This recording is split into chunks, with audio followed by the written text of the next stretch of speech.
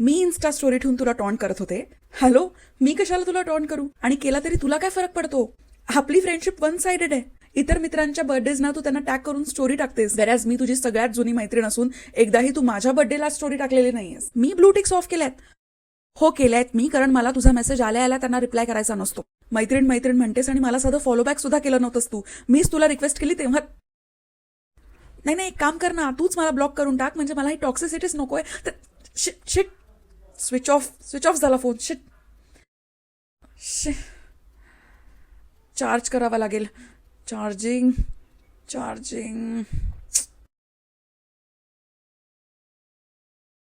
ऐक, हा muscle strain झाला होता का? नाही, माझ्या लक्षातही आलं नाही.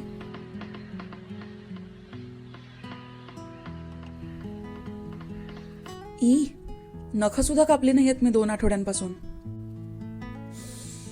हा कसला वास येतोय? अय्या, मातीचा वास आहे. पाऊस पडतोय का? वाव, हा कोणत्या पक्ष्याचा आवाज आहे? चिमणी? नाही, चिमणी नक्कीच नाहीये. चिमण्या ऑलमोस्ट एक्सटेंड झाल्यात नाही का मोबाईल फोन्समुळे. ही शेल्फ पुसायला हवी यार. हे काय? ती एसेन्शियल दलाई लामा. हिनेच दिलेलं हे पुस्तक मला.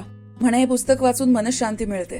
पण काय उपयोग, आपण तर कीबोर्ड वॉरियर्स झालो.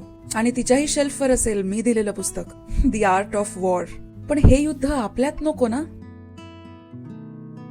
ऐक ना, आपली मैत्री ना या सोशल मीडियापेक्षा जुनी आहे.